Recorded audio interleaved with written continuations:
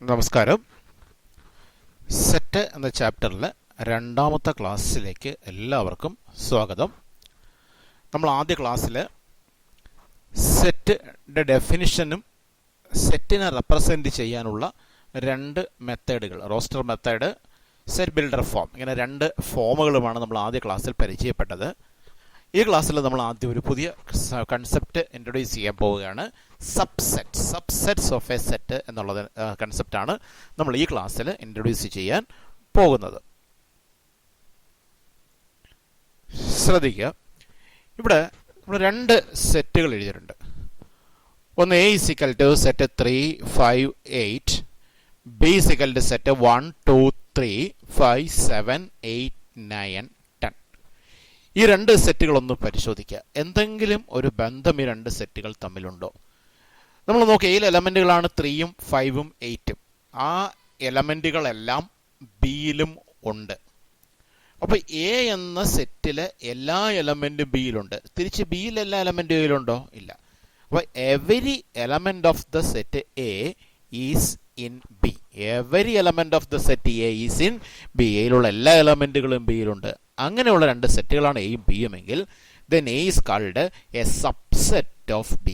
A നമ്മൾ ബിയുടെ subset. അപ്പോൾ എയിലെ എലമെൻ്റ് എല്ലാം ബിയിലുണ്ടെങ്കിൽ എ ബിയുടെ സബ്സെറ്റ് എന്നാണ് വിളിക്കുക. A is called a subset of B. അതിൻ്റെ സിമ്പലാണ് എ എന്നെഴുതി, ഒരു സി അല്ല, ഒരു അതേപോലെയുള്ളൊരു സിമ്പലാണ് വായിക്കുന്നത്. A subset of B. A subset of B എന്ന് കണ്ടാൽ ബി ആണ് വലിയ സെറ്റ്. എയിലുള്ള എല്ലാ എലമെൻറ്റും ബിയിലുണ്ട് എന്നാണ് അതിൻ്റെ അർത്ഥം. അപ്പോൾ എപ്പോഴാണ് എ സബ്സെറ്റ് ഓഫ് ബി എന്ന് പറയുന്നത്? എയിൽ എലമെൻ്റ് എല്ലാം ബിയിൽ ഉണ്ടാവണം. ദാറ്റ് മീൻസ് ഒരു എലമെൻറ്റ് എയിലുണ്ടെങ്കിൽ തീർച്ചയായും അത് എവിടെ ഉണ്ടായിരിക്കണം? ബിയിലും ഉണ്ടായിരിക്കണം. അതാണ് ഇങ്ങനെ പറയുന്നത്. A is a subset of B. A subset of B എപ്പോഴാണ്? If x belongs to A, x element of A. X എയിലുണ്ട്. ഈ സിമ്പൽ ഇംപ്ലൈസ് എന്നാണ് വയ്ക്കുന്നത്. Implies x element of B. Implies എന്ന സിമ്പലിൻ്റെ അർത്ഥം എക്സ് എയിലുണ്ടെങ്കിൽ എക്സ് ബിയിൽ ഉണ്ടാവണം. X element of A implies x element of B means that X element of A ആണ് എങ്കിൽ എക്സ് എലമെൻ്റ് ഓഫ് ബി ആവും. അപ്പോൾ ഒരു എലമെൻ്റ് എയിലുണ്ട് എങ്കിൽ അത് ബിയിൽ ഉണ്ടാവണം. അപ്പോഴാണ് A is a subset of B എന്ന് പറയുക. അപ്പോൾ നമ്മൾ കണ്ട എക്സാമ്പിളിൽ എയിലുള്ള എലമെൻറ്റുകളെല്ലാം ബിയിലുണ്ട്, അതുകൊണ്ട് എ സബ്സെറ്റ് ഓഫ് ബി ആണ്. ഇനി സബ്സെറ്റിനെ കുറിച്ച് പറയുമ്പോൾ നമുക്ക് പറയാൻ പറ്റും, ഒരു സെറ്റ് ആ സെറ്റിൻ്റെ തന്നെ സബ്സെറ്റ് ആണെന്ന് പറയാം. കാരണം നമുക്ക് എയിലെ എലമെൻ്റ് എല്ലാം ബിയിൽ ഉണ്ടാകുമ്പോഴാണ് എയെ സബ്സെറ്റ് ഓഫ് ബി എന്ന് വിളിക്കുക. നമുക്ക് എയിൽ എലമെൻ്റ് എല്ലാം എയിലുണ്ടെന്ന് പറഞ്ഞൂടെ? Every element of A is in A, therefore A is a subset of A. That means ഒരു സെറ്റ് ആ സെറ്റിൻ്റെ തന്നെ സബ്സെറ്റാണ്. അതൊരു പ്രധാനപ്പെട്ട കൺസെപ്റ്റാണ്. A is a subset of A. That means every set is a subset of itself. വളരെ പ്രധാനപ്പെട്ട ഒരു കൺസെപ്റ്റാണത്. ഒരു സെറ്റ് ആ സെറ്റിൻ്റെ തന്നെ സബ്സെറ്റാണ്. മറ്റൊരു പ്രധാനപ്പെട്ട ഒരു കൺസെപ്റ്റ്, നമ്മൾ നൾ സെറ്റിനെ കുറിച്ച് പഠിച്ചു, അല്ലെങ്കിൽ എം ടി സെറ്റിനെ കുറിച്ച് പഠിച്ചു. എലമെൻറ്റുകളൊന്നും ഇല്ലാത്ത സെറ്റിനെയാണ് നമ്മൾ എം ടി സെറ്റ് അല്ലെങ്കിൽ നൾ സെറ്റ് എന്ന് വിളിക്കുന്നത്. ആ നൾ സെറ്റിനെ നമ്മൾ എല്ലാ സെറ്റുകളുടെയും സബ്സെറ്റ് ആയിട്ടാണ് കണക്കാക്കുക. Null set is a subset of every set. അതൊരു വളരെ പ്രധാനപ്പെട്ട കൺസെപ്റ്റാണ്. നൾ സെറ്റിൻ്റെ സിമ്പിൾ ഓർമ്മയുണ്ടല്ലോ, ഗ്രീക്ക് ഫൈ എന്ന ഗ്രീക്ക് ലെറ്ററാണ് നൾ സെറ്റിനെ ഡിനോട്ട് ചെയ്യാൻ ഉപയോഗിക്കുന്നതാണ് നൾ സെറ്റിൻ്റെ simple. Null set is a subset of every set. Null set എല്ലാ സെറ്റുകളുടെയും സബ്സെറ്റാണ്. അതിനൊരു പേര് വിളിക്കും, it is called trivial subset. Trivial subset means എല്ലാ സെറ്റുകളുടെയും സബ്സെറ്റ് ആയിട്ടുള്ള സെറ്റ് അത് നൾ സെറ്റാണ്. അതിനെ ട്രിവിയൽ സബ്സെറ്റ് എന്നാണ് വിളിക്കുക. ആ നൾ സെറ്റ് ഒഴികെയുള്ള മറ്റ് സബ്സെറ്റുകളെ നമ്മൾ നോൺ ട്രിവിയൽ സബ്സെറ്റ്സ് എന്ന് വിളിക്കും. Subsets other than null set are called non trivial subsets. അപ്പോൾ രണ്ട് കാര്യങ്ങളാണ് പഠിച്ചത്. ഒരു സെറ്റ് ആ സെറ്റിൻ്റെ തന്നെ സബ്സെറ്റാണ്. Every set is a subset of itself. പിന്നെ നമ്മൾ പഠിച്ചത് നൾ സെറ്റ് എല്ലാ സെറ്റുകളുടെയും സബ്സെറ്റാണ്. അതിനെ ട്രിവിയൽ സബ്സെറ്റ് എന്ന് വിളിക്കും. നൾ സെറ്റ് ഒഴികെയുള്ള സബ്സെറ്റുകളെ നമ്മൾ നോൺ ട്രിവിയൽ സബ്സെറ്റുകൾ എന്ന് വിളിക്കും. ഇപ്പോൾ നമുക്ക് ഒരു സെറ്റ് എടുക്കാം. A equal to set 2, 5, 6. ഈ എയുടെ എല്ലാ സബ്സെറ്റുകളും നമുക്കൊന്ന് എഴുതി നോക്കാം. സബ്സെറ്റ്സ് ഓഫ് എല്ലാ സബ്സെറ്റുകളും എഴുതാൻ പോവാം. എല്ലാ സബ്സെറ്റുകളും എഴുതാൻ പറയുമ്പോൾ ആദ്യമേ തന്നെ നമുക്ക് എഴുതാൻ പറ്റുന്ന രണ്ടെണ്ണം ഉണ്ട്. അത് ഒന്ന് ആ എ തന്നെയാണ്, അതേ സെറ്റ് തന്നെയാണ് എ. അത് എയുടെ ഒരു സെറ്റ് ആ സെറ്റിൻ്റെ തന്നെ സബ്സെറ്റ് ആണെന്ന് പറഞ്ഞല്ലോ. ദാറ്റ് മീൻസ് സെറ്റ് 2 5 6 അത് എയുടെ തന്നെ സബ്സെറ്റാണ്. പിന്നെ നൾ സെറ്റ് അത് എല്ലാ സെറ്റിൻ്റെയും സബ്സെറ്റ് ആണല്ലോ. അപ്പോൾ നൾ സെറ്റും എയുടെ സബ്സെറ്റ്. അപ്പോൾ ഇത് രണ്ടും നമുക്ക് ആദ്യമേ തന്നെ എഴുതാം. ഒരു സെറ്റ് ആ സെറ്റ് തന്നെ എഴുതാം, നൾ സെറ്റ് എഴുതാം. ഇനിയാണ് നമുക്ക് നോക്കേണ്ടത് 2 5 6 ആണ് സെറ്റ്. അപ്പോൾ നമുക്ക് സബ്സെറ്റുകൾ എഴുതാൻ ആദ്യം നമുക്ക് ഒരു എലമെൻറ്റ് മാത്രം വരുന്ന സബ്സെറ്റുകൾ എഴുതാം. അത് ഏതൊക്കെ എഴുതും? 2 മാത്രം വരുന്ന സബ്സെറ്റ്, അതാണ് സെറ്റ് 2. അടുത്ത സെറ്റ് 5, അടുത്ത സെറ്റ് 6. ഒരു എലമെൻറ്റ് മാത്രമുള്ള സബ്സെറ്റുകളാണ് 3 എണ്ണം. സെറ്റ് 2, സെറ്റ് 5, സെറ്റ് 6 സിംഗിൾട്ടൺ സെറ്റുകൾ, ഒരു എലമെൻറ്റ് മാത്രമുള്ളത്. ഇനി 2 എലമെൻറ്റുകൾ വരുന്ന സബ്സെറ്റുകൾ അതെങ്ങനെ എടുക്കാം? 2 5 എടുക്കാം. Set 2 5, then set 2 6, then set 5 6. ഇനി ഏതെങ്കിലും എടുക്കണ്ടോ? ആദ്യം ഒരെണ്ണം മാത്രമുള്ള എടുത്തു, 2 എണ്ണം മാത്രമുള്ളത് എടുത്തു, ഇനി 3 എണ്ണം ഉള്ളതെന്ന് പറഞ്ഞാൽ ആ ഒറിജിനൽ സെറ്റ് തന്നെ എ തന്നെയാണ്. അപ്പോൾ ഇത്രയും സബ്സെറ്റുകളാണ്. ഏതൊക്കെയാണ്? A null set, set 2, set 5, set 6, set 2 5, set 2 6, set 5 6. നിങ്ങൾ എണ്ണി നോക്കിയാൽ 8 സബ്സെറ്റുകൾ ഉള്ളതായിട്ട് കാണാം. ഇതിൽ ഓർക്കുക, ഇതിൽ നൾ സെറ്റിനെ നമ്മൾ വിളിച്ചത് ട്രിവിയൽ സബ്സെറ്റ് എന്നാണ്. അതൊഴിച്ചുള്ള ബാക്കി എല്ലാ സബ്സെറ്റുകളെയും നമുക്ക് നോൺ ട്രിവിയൽ സബ്സെറ്റ് എന്ന് വിളിക്കാം. ഇനി നേരത്തെ പറഞ്ഞു എ തന്നെ എയുടെ സബ്സെറ്റാണ് എന്ന് പറഞ്ഞു. ഒരു സെറ്റ് ആ സെറ്റിൻ്റെ തന്നെ സബ്സെറ്റാണ് എന്ന് പറഞ്ഞു. ആ എ ഒഴിച്ച് മറ്റുള്ള സബ്സെറ്റുകൾ ഏതൊക്കെയാണ്? ബാക്കി എല്ലാ സബ്സെറ്റുകളും അവയെല്ലാം നമ്മൾ പ്രോപ്പർ സബ്സെറ്റ് എന്നാണ് വിളിക്കുന്നത്. അപ്പോൾ എന്താണ് പ്രോപ്പർ സബ്സെറ്റ്? ഒരു സെറ്റ് ആ സെറ്റിൻ്റെ തന്നെ സബ്സെറ്റാണ്. എയുടെ തന്നെ സബ്സെറ്റാണ്. പക്ഷേ എയെ നമ്മൾ പ്രോപ്പർ സബ്സെറ്റ് എന്ന് വിളിക്കത്തില്ല. പിന്നെയോ അല്ലാതെയുള്ള സബ്സെറ്റുകളെയാണ് പ്രോപ്പർ സബ്സെറ്റുകൾ എന്ന് വിളിക്കുന്നത്. അപ്പോൾ പ്രോപ്പർ സബ്സെറ്റ് ഓഫ് ബി എന്ന് പറഞ്ഞാൽ അത് ബിക്ക് ഈക്വൽ ആവില്ല. അല്ലെങ്കിൽ പ്രോപ്പർ സബ്സെറ്റ് ഓഫ് എ എന്ന് പറഞ്ഞാൽ അത് എക്ക് ഈക്വൽ ആവില്ല. എയുടെ പ്രോപ്പർ സബ്സെറ്റ് എക്ക് ഈക്വൽ അല്ല. എയുടെ സബ്സെറ്റുകളിൽ എയും ഉണ്ട്. എ തന്നെ എയുടെ സബ്സെറ്റാണ്. പക്ഷേ ആ എ നമ്മൾ പ്രോപ്പർ സബ്സെറ്റ് എന്ന് വിളിക്കില്ല. ബാക്കിയുള്ള സബ്സെറ്റുകൾ എന്ന് പറഞ്ഞാൽ എക്ക് ഈക്വൽ അല്ലാത്ത സബ്സെറ്റുകളാണ്. അവയെല്ലാം വിളിക്കുന്ന പേരാണ് പ്രോപ്പർ സബ്സെറ്റ്. അപ്പോൾ പ്രോപ്പർ സബ്സെറ്റിൻ്റെ ഡെഫിനിഷൻ പറയുന്നത് if A subset of B, A ബിയുടെ സബ്സെറ്റ് ആവും, and A not equal to B, പക്ഷേ എ ബിക്ക് ഈക്വൽ അല്ല, then A is called proper subset of B. അപ്പോഴാണ് എ നമ്മൾ ബിയുടെ പ്രോപ്പർ സബ്സെറ്റ് എന്ന് വിളിക്കുക. ഈക്വൽ ആയി കഴിഞ്ഞാൽ അത് ബി തന്നെയാണ്. അപ്പോൾ ബി തന്നെ ബിയുടെ സബ്സെറ്റാണ്. അതിനെ നമ്മൾ പ്രോപ്പർ സബ്സെറ്റ് എന്ന് വിളിക്കില്ല. അപ്പോൾ ഇവിടെ നോക്കിയാൽ ഇപ്പോൾ നമ്മൾ ഈ എക്സാമ്പിളിൽ നമ്മൾ ഒരു സെറ്റ് എഴുതിയല്ലോ, സെറ്റ് 2 5 6. അതിൻ്റെ 8 സബ്സെറ്റുകൾ നമ്മൾ എഴുതിയിട്ടുണ്ട്. അതിൽ ആദ്യത്തെ സെറ്റ് അത് തന്നെയാണ്, അത് തന്നെ പ്രോപ്പർ സബ്സെറ്റ് എന്ന് വിളിക്കില്ല. ബാക്കിയുള്ള 7 സബ്സെറ്റുകളെയാണ് നമ്മൾ പ്രോപ്പർ സബ്സെറ്റുകളെന്ന് വിളിക്കുക. ഇനി നൾ സെറ്റിനെ നമ്മൾ ട്രിവിയൽ സബ്സെറ്റ് എന്നാണ് വിളിക്കുക. അതൊഴിച്ചും ബാക്കിയുള്ള സബ്സെറ്റുകളെ നമ്മൾ നോൺ ട്രിവിയൽ സബ്സെറ്റ് എന്ന് വിളിക്കും. അപ്പോൾ നോൺ ട്രിവിയൽ പ്രോപ്പർ സബ്സെറ്റ് എന്ന് പറഞ്ഞാൽ എന്താ? നോൺ ട്രിവിയൽ എന്ന് പറയുമ്പോൾ നൾ സെറ്റ് ഉൾപ്പെടുത്തരുത്, പ്രോപ്പർ എന്ന് പറയുമ്പോൾ എയും ഉൾപ്പെടുത്തരുത്. അപ്പോൾ നോൺ ട്രിവിയൽ പ്രോപ്പർ സബ്സെറ്റ് എന്ന് പറഞ്ഞാൽ എയും നൾ സെറ്റും ഒഴിച്ച് ബാക്കിയുള്ള സബ്സെറ്റുകളെയാണ് നോൺ ട്രിവിയൽ പ്രോപ്പർ സബ്സെറ്റുകൾ എന്ന് വിളിക്കുക. നോൺ ട്രിവിയൽ പ്രോപ്പർ സബ്സെറ്റുകൾ എന്ന് പറയുമ്പോൾ നൾ സെറ്റ് അല്ല അല്ലെങ്കിൽ എംപ്റ്റി സെറ്റ് അല്ല എന്ന് ഉറപ്പാണ്, ആ സെറ്റുമല്ല എന്നുറപ്പാണ്. അതിനെയാണ് നോൺ ട്രിവിയൽ പ്രോപ്പർ സബ്സെറ്റുകൾ എന്ന് വിളിക്കുക. ഇനി പ്രോപ്പർ സബ്സെറ്റിന്റെ എക്സാമ്പിൾ പറഞ്ഞു. അപ്പോൾ സെറ്റ് 2 7 എന്ന് പറയുന്നത് it is a proper subset of set 2 3 5 7 8. ഇതിന്റെ 2 7 എന്ന് പറയുന്നത് 2 3 5 7 8ന്റെ പ്രോപ്പർ സബ്സെറ്റാണ്. കാരണം 2 7 ഇതിന്റെ സബ്സെറ്റാണ്. ഈ എലമെന്റ് എല്ലാം അതിനകത്തുണ്ടല്ലോ, എന്നാൽ ഈക്വലും അല്ല. അപ്പോൾ അതുകൊണ്ട് അതൊരു പ്രോപ്പർ സബ്സെറ്റാണ്. അപ്പോൾ പ്രോപ്പർ സബ്സെറ്റ് എന്ന ഐഡിയ നിങ്ങൾക്ക് മനസ്സിലായിക്കണം. നമുക്ക് ഒരു സെറ്റിന്റെ സബ്സെറ്റുകൾ കൂടി നമുക്കൊന്ന് എഴുതി നോക്കാം. Subset of set 3 5 6 8. 3 5 6 8 എന്ന സെറ്റിന്റെ സബ്സെറ്റുകൾ ഞാൻ നേരത്തെ പറഞ്ഞല്ലോ. സബ്സെറ്റുകൾ എഴുതാൻ പറഞ്ഞാൽ ആദ്യമേ തന്നെ നമുക്ക് എഴുതാവുന്ന 2 എണ്ണമുണ്ട്. അതിലൊന്ന് നൾ സെറ്റാണ്, മറ്റൊന്ന് അതേ സെറ്റ് തന്നെയാണ്. അപ്പോൾ ആദ്യം നൾ സെറ്റ് എഴുതി, പിന്നെ ആ സെറ്റ് തന്നെ എഴുതി. 3 5 6 8 എന്ന ആ സെറ്റ് തന്നെ എഴുതി. അത് രണ്ടും ആദ്യം നമ്മൾ എഴുതി. ഇനി നമുക്ക് എഴുതുമ്പോൾ ആദ്യം നമുക്ക് ഒരു എലമെന്റ് മാത്രമുള്ള സബ്സെറ്റുകൾ എഴുതാം. അത് ഏതൊക്കെയായിരിക്കും? ഒന്ന് സെറ്റ് 3 ആണ്, രണ്ടാമത്തത് സെറ്റ് 5 ആണ്, മൂന്നാമത്തത് സെറ്റ് 6 ആണ്, നാലാമത്തത് സെറ്റ് 8 ആണ്. ഒരു എലമെന്റ് മാത്രമുള്ള 4 സബ്സെറ്റുകൾ. അടുത്തത് 2 എലമെന്റുകൾ ഉൾപ്പെടുന്ന സബ്സെറ്റുകൾ എഴുതാം. അത് എങ്ങനെ വരും? 3 5 വരും, സെറ്റ് 3 5.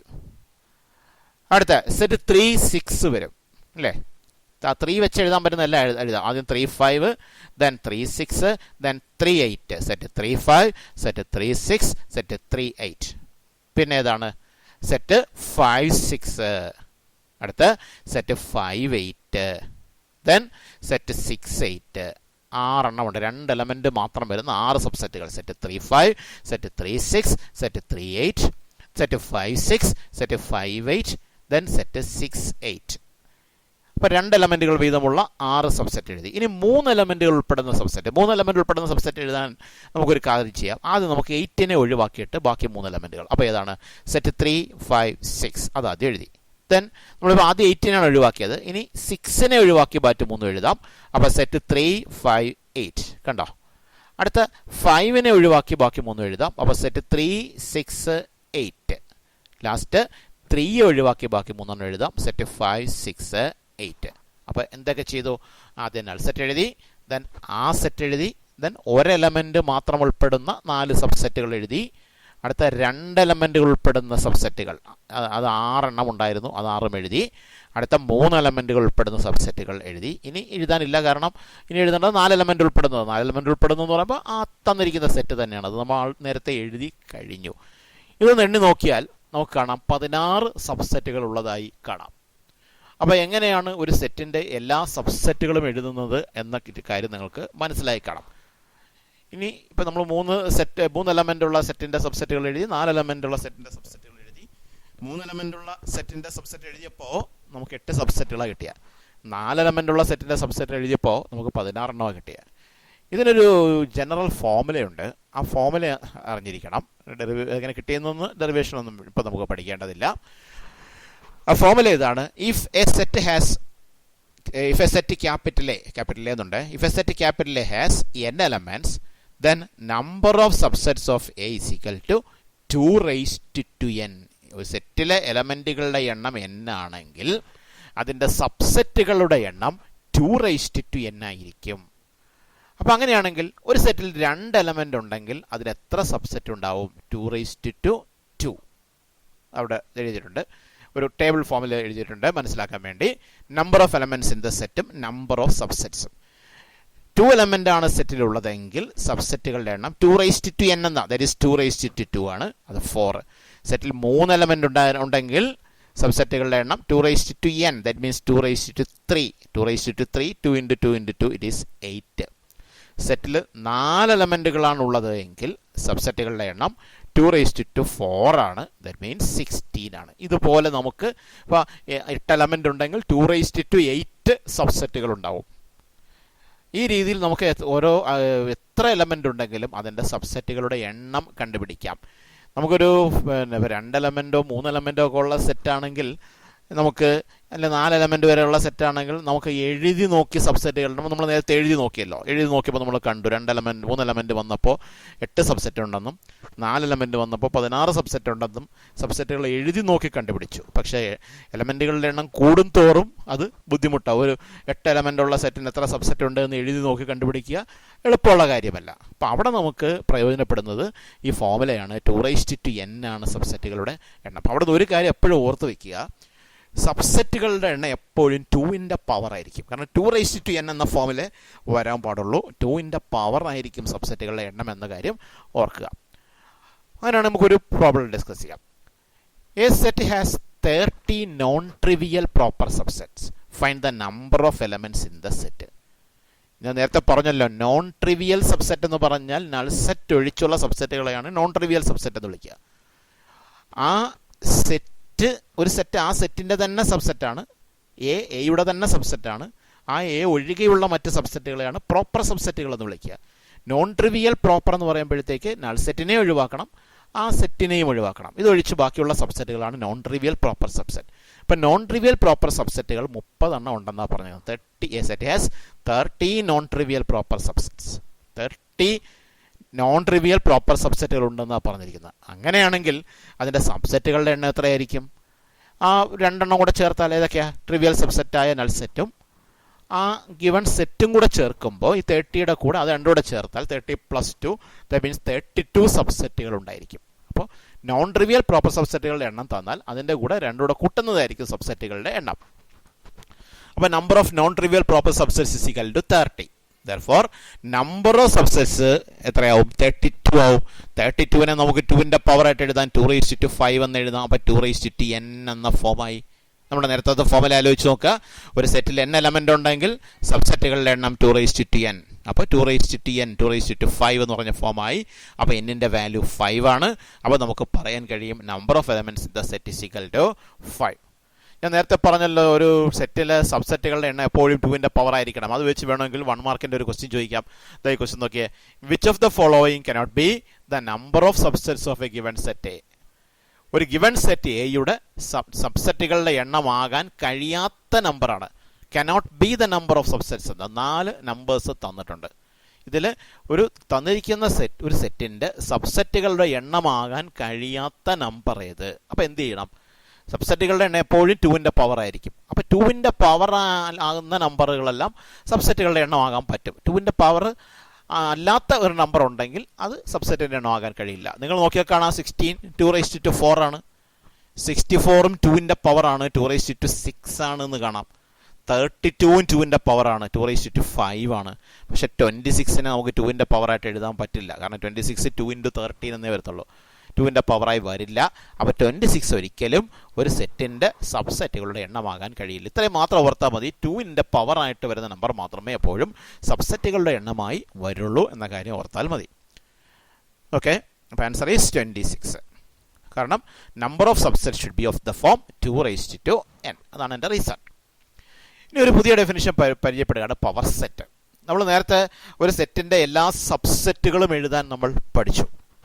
ഇനി ഒരു സെറ്റിൻ്റെ സബ്സെറ്റുകളെല്ലാം കൂടി ഒരു സെറ്റായിട്ട് എഴുതിയാൽ, അപ്പോൾ സെറ്റ് ഓഫ് സബ്സെറ്റ്, സബ്സെറ്റുകളുടെ സെറ്റ്.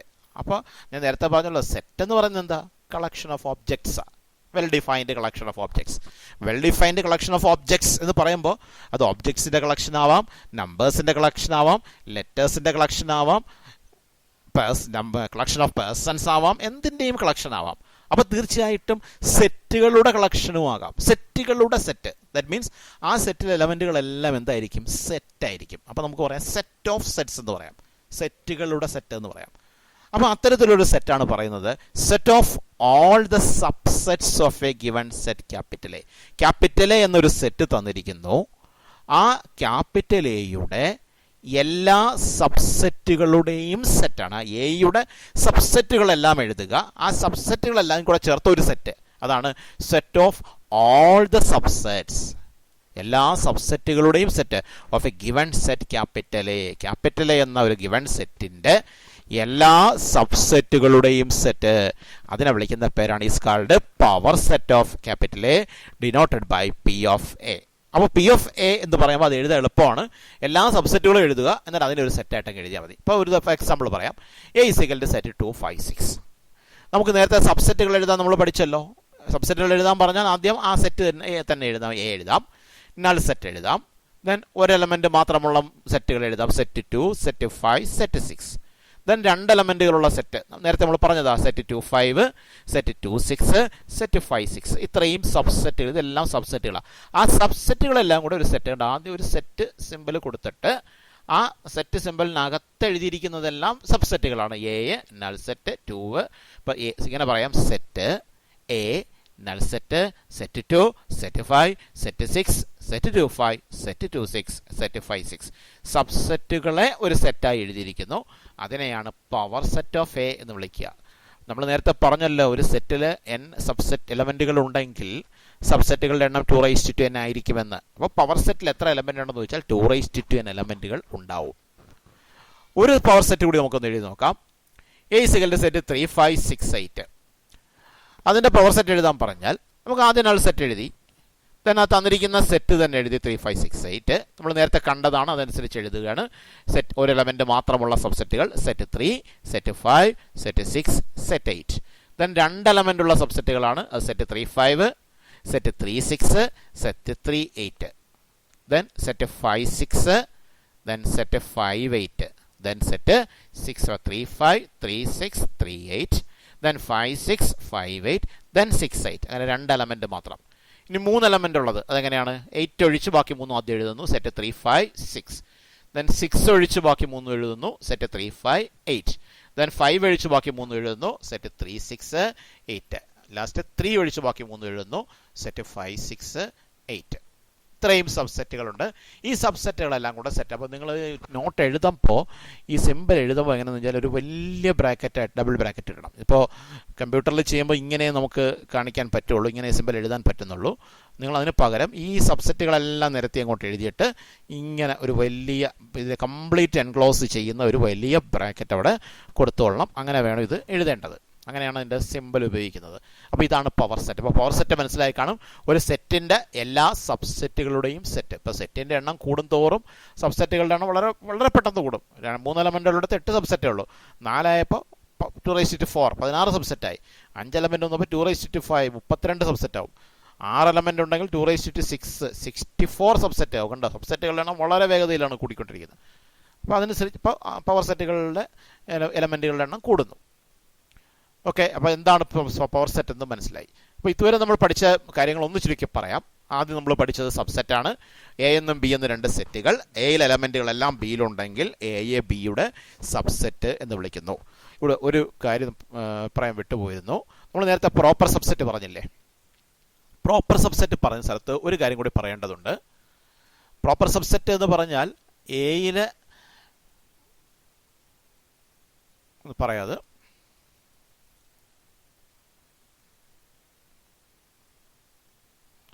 പ്രോപ്പർ സബ്സെറ്റ് എന്ന് പറഞ്ഞാൽ എ സബ്സെറ്റ് ഓഫ് ബി ആവുകയും A not equal to B ആവുകയും ചെയ്യണം. എന്ന് പറഞ്ഞാൽ ഈക്വൽ അല്ല എന്നാൽ സബ്സെറ്റാണ്. അങ്ങനെയുള്ള സബ്സെറ്റുകളെയാണ് നമ്മൾ പ്രോപ്പർ സബ്സെറ്റ് എന്ന് വിളിക്കുക. ഇപ്പോൾ നമ്മൾ സെറ്റ് 2 5 6 എടുത്താൽ ആ 2 5 6 തന്നെ അതിൻ്റെ സബ്സെറ്റ്, ആ എ തന്നെ എയുടെ സബ്സെറ്റ്, അതിനെ പ്രോപ്പർ സബ്സെറ്റ് എന്ന് വിളിക്കില്ല. ബാക്കിയുള്ള സബ്സെറ്റുകൾ ഏതൊക്കെയാ? Final set, set 2, set 5, set 6, set 2 5, set 2 6, set 5 6, ഇതിനെയാണ് നമ്മൾ പ്രോപ്പർ സബ്സെറ്റുകൾ എന്ന് വിളിക്കുക. അപ്പോൾ എ ഒരു ബിയുടെ പ്രോപ്പർ സബ്സെറ്റാണ് എന്ന് വിചാരിക്കുക. ആ കേസിൽ ബിയെ നമ്മൾ എയുടെ സൂപ്പർ സെറ്റ് എന്ന് വിളിക്കും. A subset of B, then B a proper subset of B, then B is the superset of A. B A യുടെ സൂപ്പർ സെറ്റ് ആണ്. ഇപ്പോൾ ഇവിടെ നോക്കിയാൽ ഇപ്പോൾ സെറ്റ് 2 7 ഇത് 2 3 5 7 8ൻ്റെ പ്രോപ്പർ സബ്സെറ്റ് ആണ്. കാരണം ഈ 2 7 എന്ന സെറ്റിൽ എലമെൻ്റ് എല്ലാം സെറ്റ് 2 3 5 7 8ലുണ്ട്. ഇതിൽ എലമെൻ്റ് എല്ലാം അതിലുണ്ട്. അപ്പോൾ ഈ 2 7 എന്ന് പറയുന്നത് 2 3 5 7 8ൻ്റെ സൂപ്പർ സെറ്റാണ്, സബ്സെറ്റാണ്.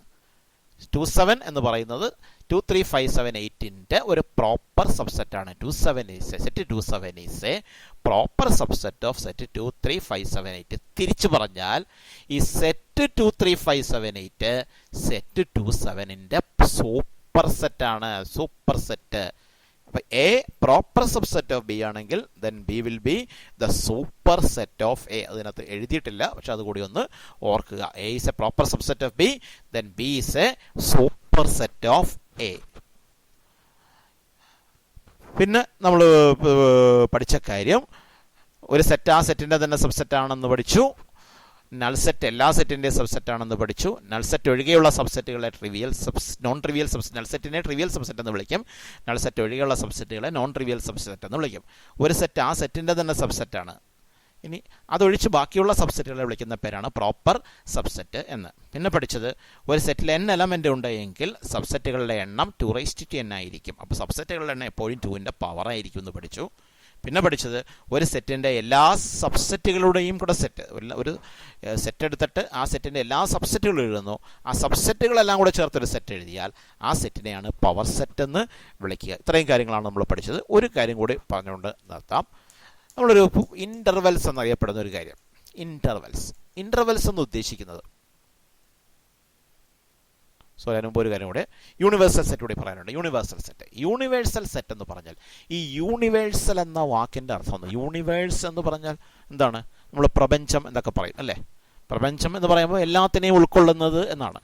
അപ്പോൾ ആ ഒരു മീനിങ്ങുമായി ബന്ധപ്പെടുത്തി ഈ യൂണിവേഴ്സൽ സെറ്റ് എന്തായിരിക്കുമെന്ന് ഒന്ന് ആലോചിച്ച് നോക്കുക. ആലോചിച്ചാൽ നിങ്ങൾക്ക് തന്നെ സ്വയം പറയാൻ പറ്റും. കറക്റ്റായ ഡെഫിനിഷൻ പറഞ്ഞില്ലെങ്കിലും എന്തായിരിക്കും അതുകൊണ്ട് ഉദ്ദേശിക്കുന്നത് എന്ന് പറയാൻ പറ്റും. യൂണിവേഴ്സൽ സെറ്റ് എന്ന് ഉദ്ദേശിക്കുന്നത് നമുക്ക് കുറേ സെറ്റുകൾ കൺസിഡർ ചെയ്യുമ്പോൾ നമ്മൾ ഏതെങ്കിലും ഒരു ഘട്ടത്തിൽ നമ്മുടെ മുമ്പിൽ കുറേ സെറ്റുകളുണ്ട്. ഈ സെറ്റുകളുടെ എല്ലാം സൂപ്പർ സെറ്റ് എന്താണെന്ന് നമ്മൾ നേരത്തെ പഠിച്ചല്ലോ. എ സബ്സെറ്റ് ഓഫ് ബി ആണെങ്കിൽ be super set of A. കുറേ സെറ്റുകൾ തന്നിരിക്കുന്നു. ആ സെറ്റുകളുടെ എല്ലാം സൂപ്പർ സെറ്റായി വരുന്ന സെറ്റിനെയാണ് നമ്മൾ യൂണിവേഴ്സൽ സെറ്റ് എന്ന് വിളിക്കുക. Super set of all the set under consideration is called universal set. അതിന് ഡിനോട്ട് ചെയ്യുന്ന സിമ്പലാണ് ക്യാപിറ്റൽ ലെറ്റർ യു. അപ്പോൾ ക്യാപിറ്റൽ ലെറ്റർ യു കണ്ടാൽ യൂണിവേഴ്സൽ സെറ്റ് എന്ന് പറഞ്ഞാൽ എല്ലാ സെറ്റുകളുടെയും, നമ്മൾ കൺസിഡർ ചെയ്തിരിക്കുന്ന എല്ലാ സെറ്റുകളുടെയും super set. That means consider ചെയ്ത സെറ്റുകളെല്ലാം യുവിൻ്റെ സബ്സെറ്റുകളായി വരും. അപ്പോൾ super set of all the sets under consideration is called universal set and it is denoted by the symbol capital U. ഇനി സബ്സെറ്റുകളുടെ ഒരു ബന്ധം പറയുമ്പോൾ നമ്മൾ നേരത്തെ കുറേ സബ്സെറ്റുകൾ പഠിച്ചിരുന്നുണ്ട്, കുറേ സെറ്റുകൾ പഠിച്ചല്ലോ. സ്റ്റാൻഡേർഡ് സെറ്റുകൾ ഏതൊക്കെയാണ്? Set of natural numbers N, set of whole numbers W, set of integers Z, set of rational numbers Q, set of real numbers R. ഇവ തമ്മിലൊരു സബ്സെറ്റ് റിലേഷൻ ഉണ്ട്. അതായത് നമുക്കറിയാമല്ലോ, നാച്ചുറൽ നമ്പേഴ്സ് ആകുമ്പോൾ 1 2 3 4 എക്സെട്ര ആയ അതിൻ്റെ കൂടെ 0 കൂടെ ചേരുമ്പോഴാണ് ഹോൾ നമ്പേഴ്സിൻ്റെ സെറ്റ് ആവുന്നത്. അപ്പോൾ എന്നിൽ എലമെൻ്റ് എല്ലാം ഡബ്ല്യൂയിലുണ്ട്, അതുകൊണ്ട് n സബ്സെറ്റ് ഓഫ് ഡബ്ല്യു ആ. ഇൻഡിജേഴ്സ് എന്ന് പറയുമ്പോൾ ഈ ഹോൾ നമ്പേഴ്സിൻ്റെ കൂടെ 0 1 2 3 എക്സെട്ര ആണ് ഹോൾ നമ്പേഴ്സ്, അതിൻ്റെ കൂടെ -1 -2 -3 എക്സെട്ര കൂടെ ഉൾപ്പെടുമ്പോഴാണ് അത് ഇൻറ്റിജേഴ്സ് ആവുന്നത്. അപ്പോൾ ഡബ്ല്യൂയിൽ എലമെൻ്റ് എല്ലാം ഇസഡിലുണ്ട്, അതുകൊണ്ട് ഡബ്ല്യു സബ്സെറ്റ് ഓഫ് ഇസഡ് ആയിരിക്കും. ഇനി റാഷണൽ നമ്പേഴ്സിനെ കുറിച്ച് നമ്മൾ പഠിച്ചല്ലോ, എല്ലാ ഇൻറ്റിജേഴ്സും റാഷണൽ നമ്പേഴ്സ് ആണെന്ന് പഠിച്ചു. തിരിച്ച് എല്ലാ റാഷണൽ നമ്പേഴ്സും ഇൻറ്റിജേഴ്സ് അല്ല എന്നും പഠിച്ചു. അപ്പോൾ ഇസഡിൽ എലമെൻ്റ് എല്ലാം ക്യൂവിലുണ്ടാവും, അതുകൊണ്ട് ഇസഡ് സബ്സെറ്റ് ഓഫ് ക്യൂ ആയിരിക്കും. അവസാനമായി റാഷണൽ നമ്പേഴ്സ്, റാഷണൽ അല്ലാത്ത നമ്പേഴ്സ് ഉണ്ട്, അതാണ് ഇറാഷണൽ നമ്പേഴ്സ്. രണ്ടും കൂടി ചേരുന്നതാണ് സെറ്റ് ഓഫ് റിയൽ നമ്പേഴ്സ്. അപ്പോൾ എല്ലാ റാഷണൽ നമ്പേഴ്സും റിയൽ നമ്പേഴ്സാണ്, പക്ഷെ തിരിച്ചല്ല, കാരണം ഇറാഷണൽ നമ്പേഴ്സും റിയൽ നമ്പേഴ്സാണ്. അപ്പോൾ ക്യൂ ആറും എടുത്താൽ ക്യൂവിലെ എലമെൻറ്റുകളെല്ലാം ആറിലുണ്ട്, അതുകൊണ്ട് ക്യൂ സബ്സെറ്റ് ഓഫ് ആർ ആയിരിക്കും. അപ്പോൾ ഇതാണ് അവ തമ്മിലുള്ള ബന്ധം. N subset of W and it is a subset of Z and Z subset of Q and Q subset of R. Set of real numbers, നമ്മളെ സംബന്ധിച്ചിടത്തോളം നമ്മൾ പഠിച്ചിട്ടുള്ള എല്ലാ നമ്പേഴ്സും റിയൽ നമ്പേഴ്സ് ആണെന്ന് പഠിച്ചു. അപ്പോൾ റിയൽ നമ്പേഴ്സിൻ്റെ സെറ്റ് എന്ന് പറയുന്നത് ശരിക്കും പറഞ്ഞാൽ അതാണ് സൂപ്പർ സെറ്റാണ്, എല്ലാ സെറ്റുകളുടെയും സൂപ്പർ സെറ്റായിട്ട് വരികയാണ് R, set of real numbers. അപ്പോൾ ശരിക്കും വേറെ രീതി പറഞ്ഞാൽ നമ്മൾ പരിഗണിക്കാൻ പോകുന്ന എല്ലാ സബ്സെറ്റുകളും, നമ്പേഴ്സ് ഉപയോഗിച്ച് ഫോം ചെയ്യുന്ന എല്ലാ സെറ്റുകളും ആറിൻ്റെ സബ്സെറ്റുകളായിരിക്കും. കാരണം ഏത് നമ്പറും റിയൽ നമ്പർ ആണല്ലോ. അപ്പോൾ ഏത് നമ്പർ ഉപയോഗിച്ച് നമ്മൾ സെറ്റ് ഉണ്ടാക്കിയാലും അതെല്ലാം ആറിൻ്റെ സബ്സെറ്റുകളായിരിക്കും. ഇതാണ് പറഞ്ഞിരിക്കേണ്ടത്. ഇനി നമ്മൾ അടുത്തതായി പഠിക്കാൻ പോകുന്നത് ഇൻ്റർവെൽസ്. ഇൻ്റർവെൽസ് എന്ന് പറഞ്ഞാൽ ഇപ്പം നമുക്ക് രണ്ട് നമ്പേഴ്സ് വന്നിരിക്കും. 3 ഫോർ എക്സാമ്പിൾ 3 എന്നും 5 എന്നും രണ്ട് നമ്പേഴ്സ്. നമുക്ക് നമ്പർ ലൈൻ വരച്ചിട്ട് ഈ നമ്പേഴ്സൊക്കെ മാർക്ക് ചെയ്യാൻ പറ്റും, 3 5 ഒക്കെ മാർക്ക് ചെയ്യാൻ പറ്റും. 3യുടെയും 5ൻ്റെയും ഇടയ്ക്കുള്ള എല്ലാ റിയൽ നമ്പേഴ്സും എടുക്കുന്നു. എല്ലാ നമ്പേഴ്സും 3ക്കും 5നും ഇടയ്ക്കുള്ള മുഴുവൻ നമ്പേഴ്സും പരിഗണിക്കുന്നു. എല്ലാ റിയൽ നമ്പേഴ്സും പരിഗണിക്കുന്നു. 3യും 5ഉം കൂടി പരിഗണിക്കുന്നു. അപ്പോൾ എല്ലാ നമ്പേഴ്സും 3 ഉണ്ട്, 5 ഉണ്ട്, 3ക്കും 5നും ഇടയ്ക്കുള്ള എല്ലാ നമ്പേഴ്സും ഉണ്ട്. ആ സെറ്റ് അതൊരു സെറ്റായിട്ട് നമുക്ക് അതിനെ കണക്കാക്കാം. പക്ഷെ ആ സെറ്റിലെ എലമെൻറ്റുകൾ നമുക്ക് ലിസ്റ്റ് ചെയ്ത് എഴുതാൻ പറ്റില്ല. കാരണം 3ക്കും 5നും ഇടയ്ക്കുള്ള റിയൽ നമ്പേഴ്സ് എന്ന് പറയുമ്പോൾ ഇൻഫിനിറ്റ് നമ്പർ ഓഫ് നമ്പേഴ്സ് ഉണ്ട്. നമുക്ക് 3 കഴിഞ്ഞാൽ ഇത് നമ്പർ അങ്ങനെ എഴുതാനൊന്നും പറ്റില്ല.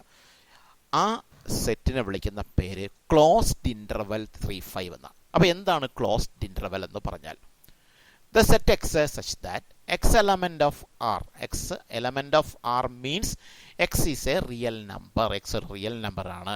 എങ്ങനെയാണ്? a less than or equal to x less than or equal to b. അപ്പോൾ എക്സിൻ്റെ വാല്യൂ എങ്ങനെയാണ്? എക്കും ബിക്കും ഇടയ്ക്കാണെന്ന് മാത്രമല്ല ഈക്വലും ആവാം എക്ക്, അതുപോലെ ബിക്കും ഈക്വലും ആകാം. a less than or equal to x less than or equal to b. ഈ സെറ്റാണ് set x such that x element of r means x is a real number. a less than or equal to x less than or equal to b. That is, x is between a and b and including a and b. എയും ബിയും എക്കും ബിക്കും ഇടയ്ക്കുള്ള എല്ലാ real നമ്പേഴ്സും കൂടി ഉൾപ്പെടുന്ന set. ആ സെറ്റിനെ വിളിക്കുന്ന പേരാണ് ഈസ് കാൾഡ് ക്ലോസ്ഡ് ഇൻ്റർവെൽ. അതിനെയാണ് നമ്മൾ ക്ലോസ്ഡ് ഇൻ്റർവെൽ എന്ന് വിളിക്കുക. ഡിനോട്ടഡ് ബൈ ഒരു സ്ക്വയർ ബ്രാക്കറ്റ് ഇട്ടിട്ട് എ ബി എന്ന് എഴുതും. വായിക്കേണ്ടത് ക്ലോസ്ഡ് ഇൻ്റർവെൽ എ ബി എന്നാണ്. ഇപ്പോൾ ഒരു എക്സാമ്പിൾ പറഞ്ഞാൽ, ഇപ്പോൾ എയും ബിയും രണ്ട് റിയൽ നമ്പേഴ്സും എ ലെസ് ദാൻ ബിയും ആയിരിക്കണം, എന്നാലും നമ്മൾ ക്ലോസ്ഡ് ഇൻ്റർവെൽ എ ബി പറയാൻ പറ്റും. ഇപ്പോൾ ക്ലോസ്ഡ് ഇൻ്റർവെൽ 3 7 എന്ന് പറഞ്ഞാൽ അതിൻ്റെ അർത്ഥം 3യും 7ഉം ഉണ്ട്. 3ക്കും 7നും ഇടയ്ക്കുള്ള എല്ലാ നമ്പേഴ്സും 3 less than or equal to X less than or equal to 7 നമുക്ക് വേണമെങ്കിൽ പറയാം. നമ്മളൊരു നമ്പർ ലൈൻ വരയ്ക്കുകയാണെങ്കിൽ 3യും 7നും വരച്ചിട്ട് ആ 3യും 7നും ഇടയ്ക്കുള്ള എല്ലാ നമ്പേഴ്സും 3യും ഉണ്ട് 7നും ഉണ്ട്. അതിനെയാണ് ക്ലോസ്ഡ് ഇന്റർവൽ 37 എന്ന് വിളിക്കുക. Closed interval 37 is the set of all real numbers between 3 and 7 including 3 and 7. അതിന്റെ സിമ്പിൾ സ്ക്വയർ ബ്രാക്കറ്റ് ഇട്ടിട്ട് A B, square bracket A B എന്ന് വായിക്കരുത്, വായിക്കേണ്ടത് ക്ലോസ്ഡ് ഇന്റർവൽ എ ബി എന്നാണ്. അപ്പോൾ set X element of R such that A less than or equal X less than or equal to B. അപ്പോൾ ഇനി ഒരു open interval ഉണ്ട്. Open interval എന്ന് പറയുമ്പോൾ ഇത് ചെറിയൊരു വ്യത്യാസം വരും. എന്താണ്? ഈ ലെസ് ദാൻ ഓർ ഈക്വൽ കാണില്ല.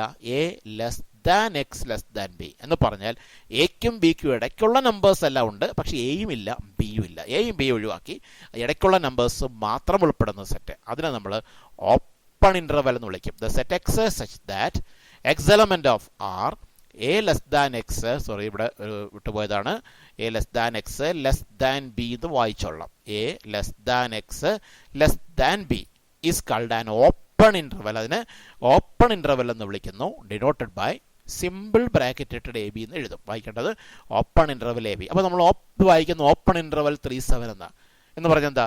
3 less than x less than 7. 3ക്കും 7നും ഇടയ്ക്കുള്ള എല്ലാ നമ്പേഴ്സും, പക്ഷേ ഏതില്ല? 3യും 7നും ഇല്ല. 3യെയും 7നെ എക്സ്ക്ലൂഡ് ചെയ്തിരിക്കുകയാണ്. ക്ലോസ്ഡ് ഇന്റർവെല്ലിൽ അതിനെ ഇൻക്ലൂഡ് ചെയ്യും. ഓപ്പൺ ഇന്റർവെൽ ആ നമ്പേഴ്സിനെ എക്സ്ക്ലൂഡ് ചെയ്യും, ഒഴിവാക്കും.